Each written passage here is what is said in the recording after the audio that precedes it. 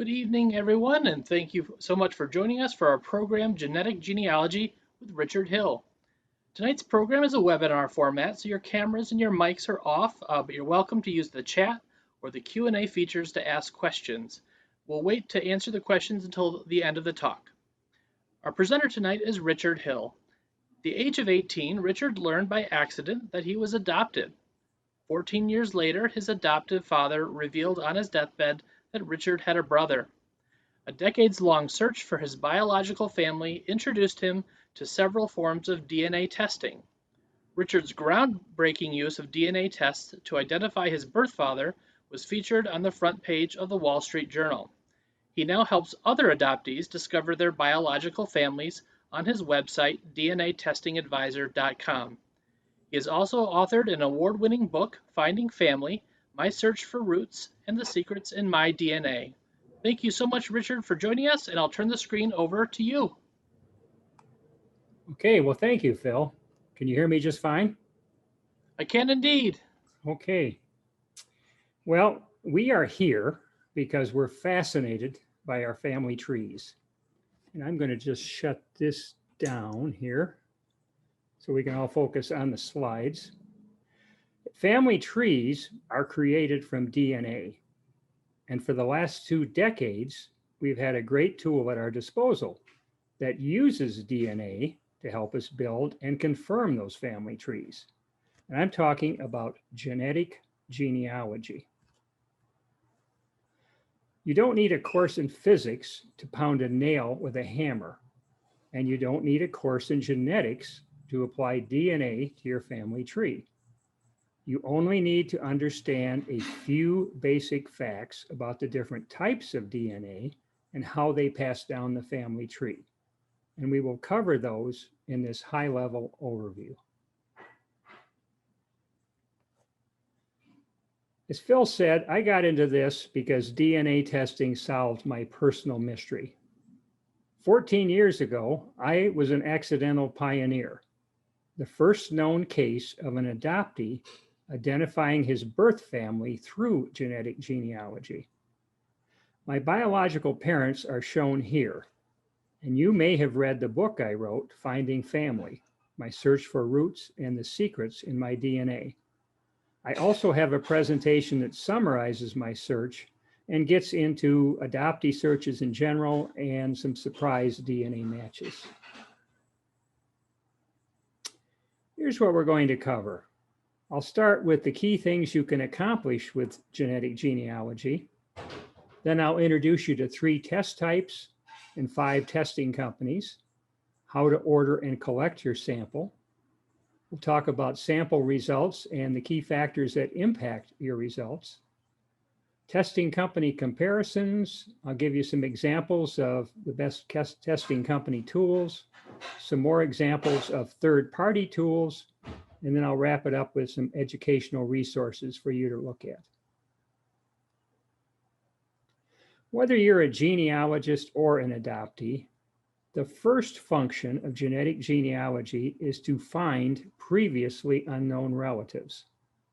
The testing company will compare your DNA with everyone else who has already taken the same test and will continue to compare you with new people who take the test for years to come. You will get a changing list of people who share significant amounts of DNA with you. And all but the most speculative matches must share a common ancestor. Some of your matches will have online family trees. You can also contact matches to begin a dialogue. Either way, you will learn something new about your family tree. The second function of genetic genealogy is to measure how much DNA 2 people have in common. This can confirm or disprove a suspected relationship out to the second cousin level and sometimes further out. Obviously, this function is especially critical for adoptees who believe they have found a close biological relative. But other questions can be answered. Are 2 people full siblings or half siblings? Are twins identical or fraternal? The third function is to learn about what mix of ethnicities we inherited from our ancestors. This science is new and evolving, and the key word to remember is estimate. There are many reasons why such reports may not match your expectations. I have an entire presentation devoted to that subject. The fourth function is to determine your ancient ancestry through something called haplogroups in your direct paternal and maternal lines. Note that some of these tests offer optional reports on physical traits and genetic health, but that's outside the scope of genealogy, so I didn't put it on this list. There are three major DNA test types: Y chromosome testing, mitochondrial DNA testing, and autosomal DNA testing. There are 5 major DNA testing companies, and I have listed them in the first column: Family Tree DNA, Ancestry DNA, 23andMe, MyHeritage, and Living DNA. As you can see, Family Tree DNA offers all 3 test types, and their autosomal test is called Family Finder. The other companies only do autosomal DNA testing, which is the most widely used test now. The Y-DNA test traces paternal ancestry through your father's father's father, and so on. Only men have a Y chromosome to test, but women can test a suitable male relative, such as your brother, your father's brother, or a son of your father's brother. By selecting suitable test subjects, you can explore many paternal lines in your family tree. Family Tree DNA is the obvious choice for Y-DNA testing, and this test has different testing levels. You can start at one level and upgrade later if you wish. Note that testing more markers does not generally produce more matches. Added markers can show you which matches are really the closest. I have an entire presentation on Y-DNA testing tips and techniques. We all inherit mitochondrial DNA from our mothers, but only women pass it on. So this can help you trace and confirm maternal lines. I describe these first 2 test types as narrow and deep. They are narrow because each traces just a single line through your family tree. They are deep because the common ancestors responsible for your matches may be recent or may have lived hundreds or even thousands of years ago. Unlike the first 2 test types that I described as narrow and deep, autosomal DNA testing is wide but shallow. It's wide because it can uncover cousins from any branch of your family tree. But it's shallow because it can only go back consistently about 5 to 7 generations. That's because autosomal DNA is a mix inherited from both parents. The amount of DNA from your ancestors gets cut in half after every generation. So eventually, the DNA from any particular ancestor becomes undetectable. No matter which test or company you choose, the process for testing your DNA is basically the same. You order the test online from the testing company's website using a credit or debit card. A test kit comes to you by mail and you return your sample by mail. You get a notification by email when your results are ready. Then, and any time after that, you can log into your private account with a password. Note that no reports are sent by postal mail. So how do you provide a sample of your DNA? Standardized test kits let each lab run hundreds of samples at a time using barcodes and automated equipment. That's the secret to the dramatic reduction in cost we've seen over the last decade. There are two sampling methods. You either spit saliva into a tube or rub inside your cheeks with a little swab. You can see here which companies use which methods. The method usually doesn't matter unless the subject cannot easily spit saliva into a tube. Here are 4 examples where cheek swabs work better.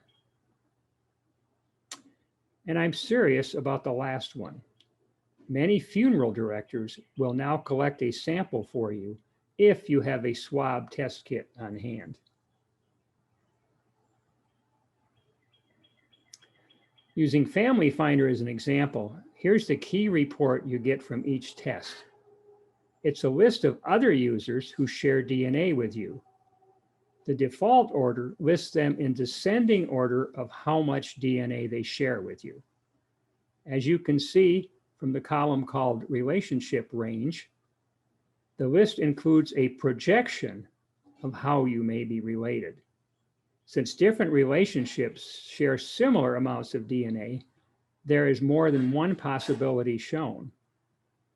I have assigned the correct relationships to the ones I know for sure.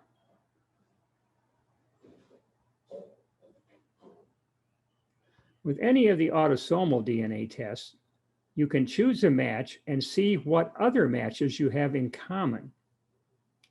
In this example on 23andMe, I did not know this person, but she also matches some known paternal relatives of mine. Therefore, I know our common ancestor is on my father's side.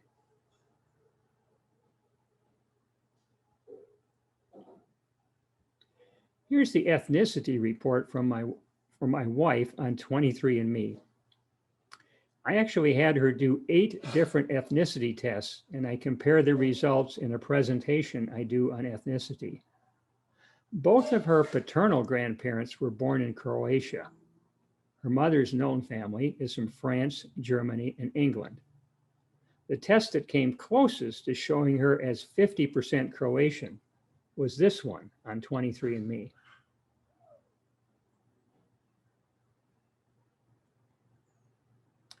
Haplogroups look at the ancient ancestry of your direct paternal and maternal lines.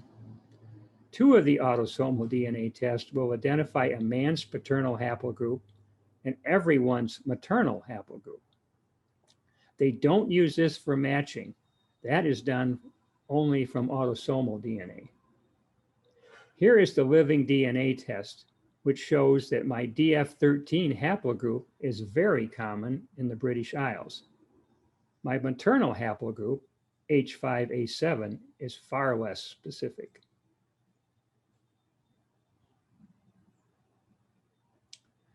Now we'll discuss some key factors that will impact your results.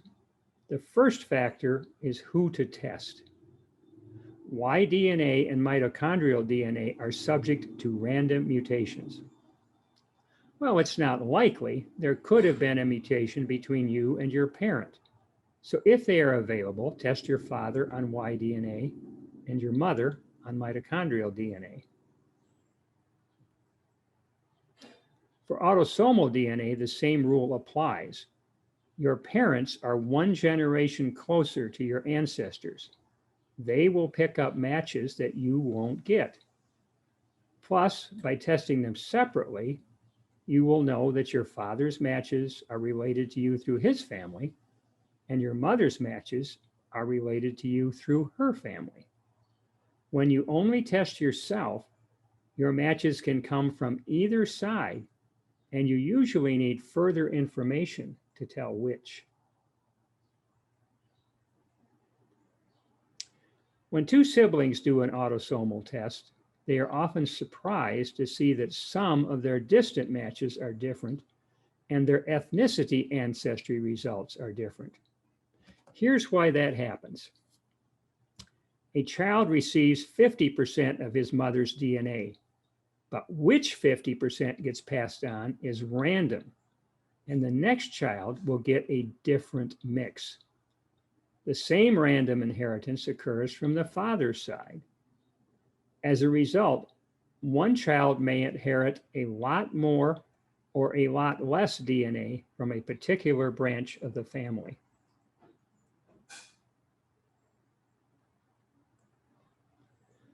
The second key factor is ancestor geography. Where your ancestors lived in the world will affect your DNA test results. Here are the facts. Most testers are Americans. The next biggest group is from the English-speaking world, like Canada, United Kingdom, Australia, and New Zealand. The lowest participation is in Africa and Asia. And the global availability varies considerably by company. Those are the facts about geography. Now, here is the impact of those facts. People with what we call deep colonial roots, people who have many lines of their family going back into the 1700s and before, will see thousands of matches on autosomal tests. On the other hand, children of recent immigrants or foreign-born adoptees will get far fewer matches. Those from endogamous societies, such as Ashkenazi Jews, will see the most matches, with relationship projections probably overstated because they have many relatives from both sides of their family.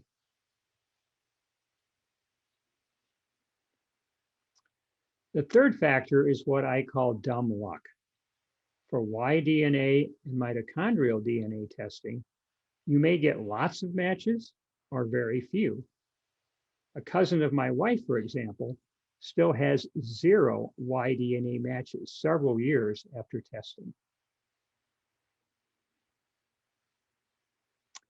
When you start talking to people who have done autosomal testing, you will hear wildly conflicting opinions. One person might say that she had great success with one test and no luck at all with another one. Yet another person may report exactly the opposite experience. Well, here's why. If you pick just one test and most of your relatives happen to choose other tests, you won't see them as matches. You can overcome this luck factor by getting into all the databases. And fortunately, that's a lot easier and less expensive than just a few years ago. I hear every week about adoptees finding a match to a parent, sibling, aunt, uncle, or first cousin. This has become a lot more common as the databases have gotten bigger. Yet the majority of matches you see will be distant cousins. One of the biggest gripes you will hear from people doing genetic genealogy is that they try to contact matches and some of them simply will not reply. This can happen for a variety of reasons. And once again, luck is a factor. Many of the people you match will be genealogists with extensive family trees. Often, they will have information about certain ancestors that you lack. But all those ads about ethnicity and genetic health have attracted a lot of people who have never started a family tree.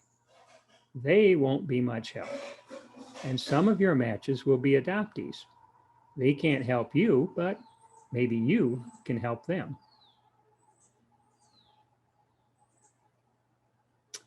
I'm going to review some strengths and limitations of all 5 companies.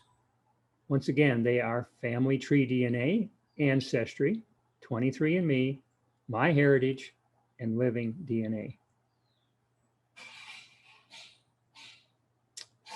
Okay, Family Tree DNA, as I mentioned before, is the only company to offer every test type. Because they offer multiple tests, they will store your samples for up to 25 years. That means if you've done one of their tests and you later decide to do another one, they can bring that sample out of storage and you won't have to submit a new one. That's particularly handy with your older relatives who might not be around for future testing. Now, another thing I like about Family Tree DNA is they identify your genetic matches by name and email. Most of the other companies use some type of an internal communication system. You can't just email your matches. They sponsor about 10,000 DNA projects for surnames, haplogroups, geographic areas, and so on. They accept free uploads from other tests into Family Finder. If you do that, there is an optional $19 fee you pay one time that opens up all the tools for your upload. They include detailed segment data on all the matches. Now, limitations of family tree DNA, one is their autosomal DNA base is still pretty small, and their ethnicity report lacks specificity.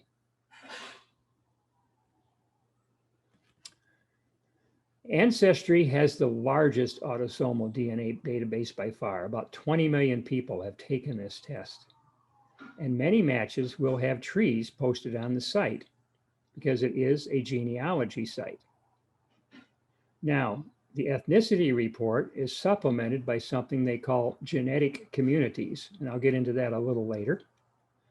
Now, some of the limitations, this company does not accept uploads from other tests. If you want to be there, you've got to submit a sample, you've got to pay for the test. They do not provide segment data or a chromosome browser. Genealogists have been asking for this for years, and their requests seem to fall on deaf ears. And again, it is a subscription site, so if you want to fully use their research features, you do need an extra cost subscription.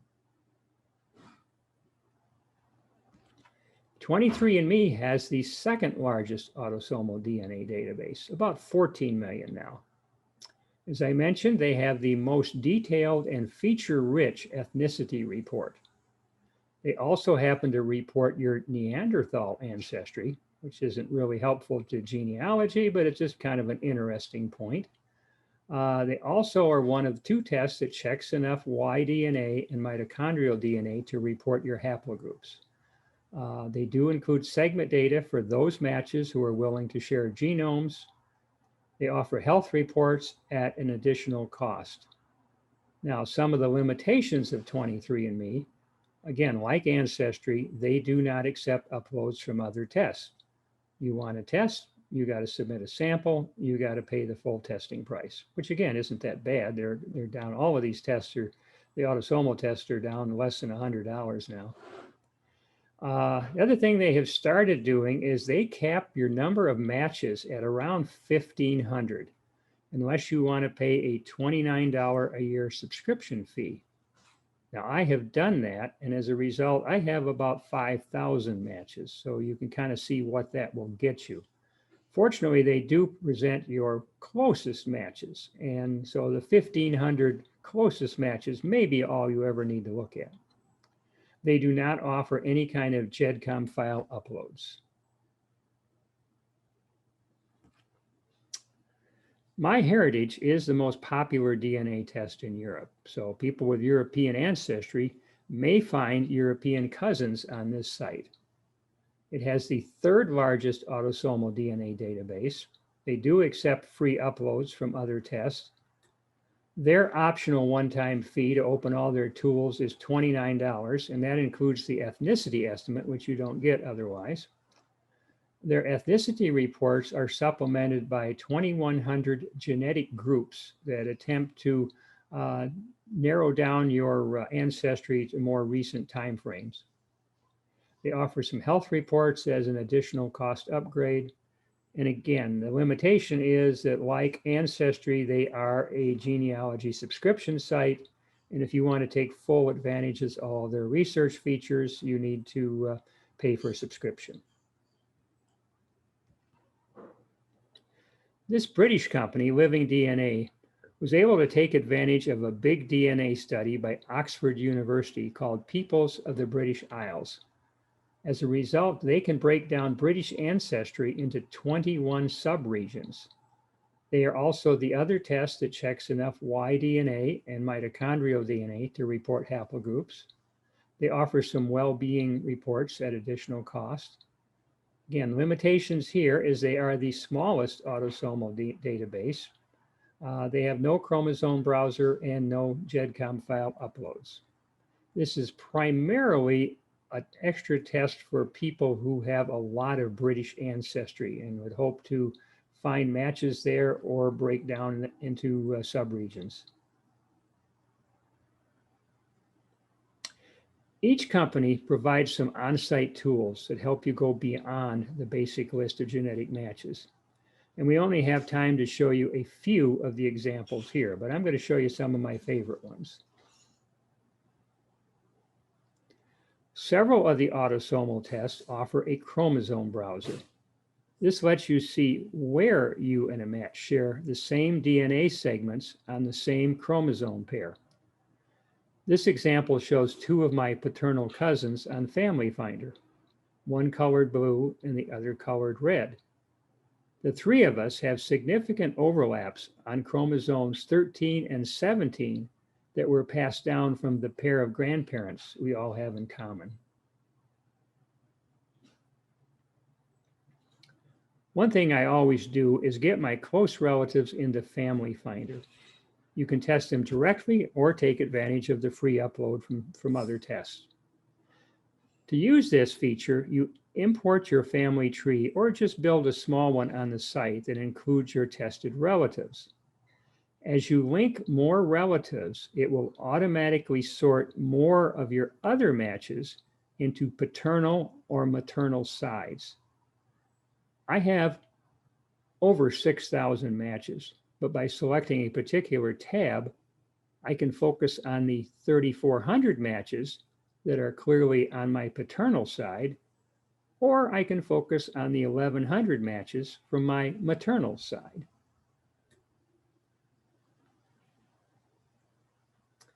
My favorite tool on Ancestry is called Throughlines. While your genetic match list is based only on DNA, this tool looks at the posted family trees of you and your matches and identifies common paper trail ancestors that could be responsible for your DNA match. This is not proof, and as you know, many online trees are not accurate. But these clues are worth checking out. Here you see 3 of my genetic matches with the suggested paths to our common ancestor.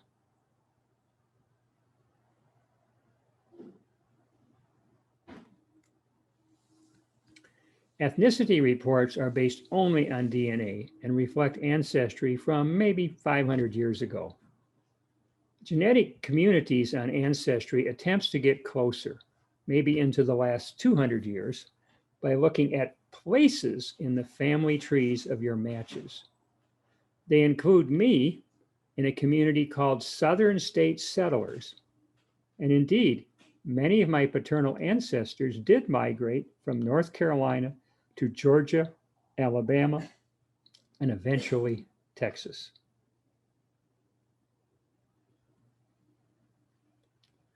I mentioned earlier that 23andMe offers the most detail on ethnicity reports. They even place your different ethnicities into a timeline. This is my wife's report again.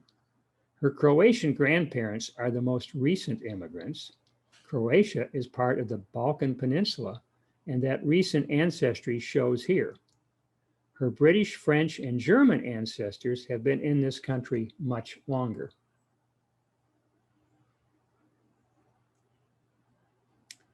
MyHeritage has a tool called Theory of Family Relativity, which is similar in concept to Ancestry's Throughlines.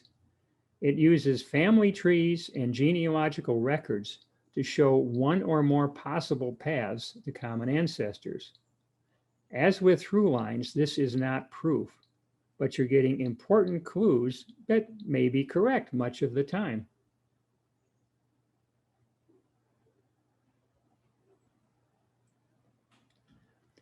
One of the most popular techniques today is clustering. This process sorts your DNA matches into groups that most likely all descend from a common ancestor. You can do this manually or much more easily through a site called Genetic Affairs.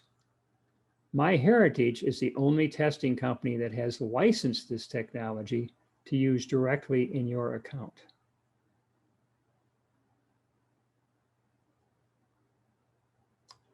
Living DNA is a unique company, and as I said before, their unique strength is breaking down British ancestry into subregions. Here are the top regions for my wife. Her biggest category is East Anglia-related ancestry, which is marked on the map in blue.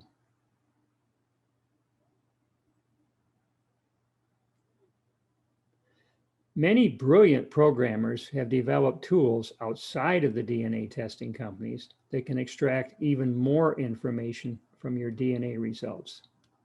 Some of them require you to download your raw data from the testing company and then upload it to their sites.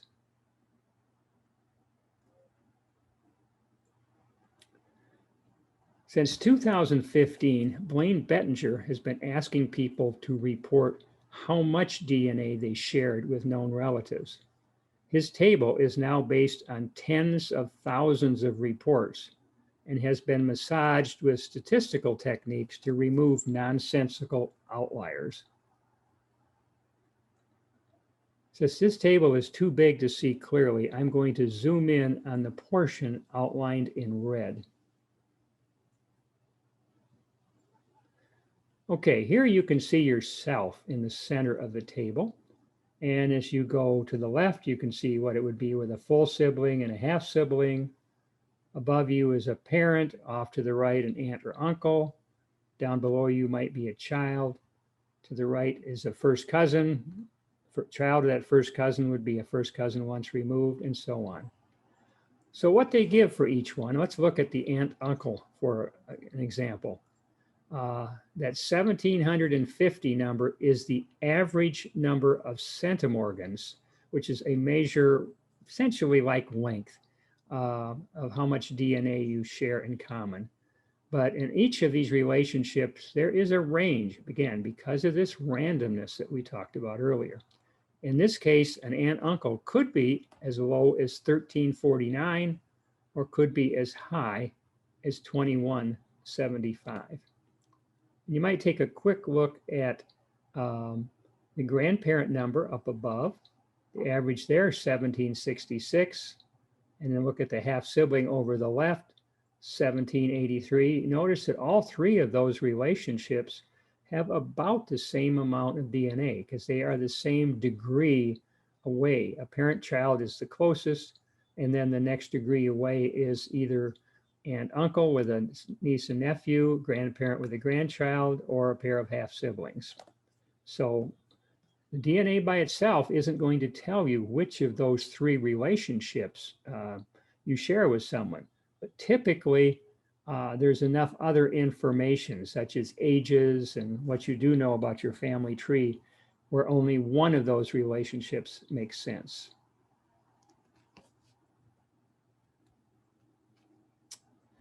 The people at DNA Painter have combined this data with other research to create a handy interactive tool.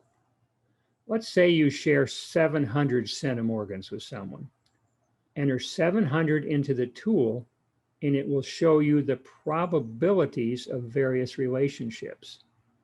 In this case, it's about 70% likely to be a first cousin and 30% likely to be a first cousin once removed. But once again, there are multiple, mostly less common relationships within each group.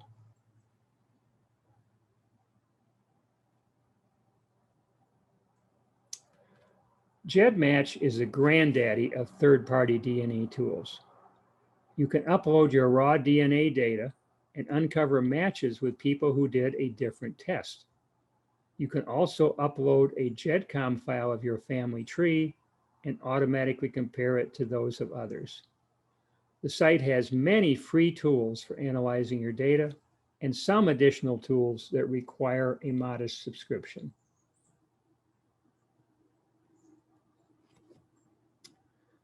There are and have been other companies doing mitochondrial and Y-DNA testing.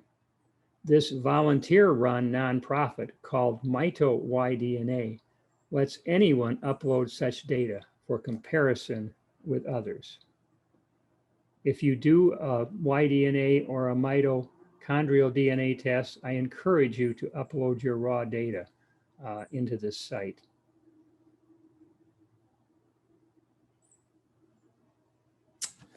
This is an example of an advanced topic. Using tools like DNA Painter, people are looking at specific chromosomes, like numbers 7 through 11 shown here, and identifying which segments pass down from which ancestors. In this example, all the dark yellow segments are from a man named Hans Sampson. I could show you other fascinating tools, but we don't really have the time. If you wish to learn more about genetic genealogy, I can suggest these 3 books. Finding Family is my own award-winning book that shares my pioneering story. For a comprehensive yet readable textbook on genetic genealogy, my first choice is Blaine Bettinger's book, The Family Tree Guide to DNA Testing and Genetic Genealogy. The third one is a totally free PDF file that you can download from my website, which is dnatestingadvisor.com. It contains links to nearly 300 places where you can learn more about the subject. Well, this concludes my slides, and now I'll stop sharing my screen and try to answer your questions. Thank you so much, Richard. Yeah, if anyone has any questions, feel free to use the Q&A or chat feature, and I'll read those off to him. And I already have one for you right off the bat. So my wife did the Ancestry DNA kit, and she enjoyed it, and it worked very well. I've tried it 3 times, and all 3 times I get an email back saying the sample didn't have enough genetic material for them to complete the test. I did fill up the little cup. Do you have any tips for how to make that work or why it's not working? That happens sometimes. It's not common. Most people, it works. I think you're just one of the unlucky ones. One of the tips is to make sure that the liquid is up to that line, not just bubbles, because you will get a lot of bubbles in your sample, and bubbles are just mostly air. That's not really liquid, so you're not getting enough. Another thing is just to make sure with any of these tests that you haven't eaten or drank anything but water for a while before you test, because if there's any food particles in your mouth when you do the test, then that can possibly have bacteria in it, which can destroy the sample by the time they get to test it. That's really about all I have, other than you'll probably have more luck if you test with one of the companies that uses cheek swabs. Those don't seem to fail as often. Yeah, I think you're right. I think that's what I'll try next. Um, all right. Well, we don't have anything in the Q&A or the chat, so we're going to call that good. Thank you so much. This was great. Thank you also for letting us record it so people can access that on YouTube in a few days. Okay. And thank you again for joining us this evening and sharing your expertise with us. Well, thank you. I enjoyed it. All right. Have a good evening, everybody.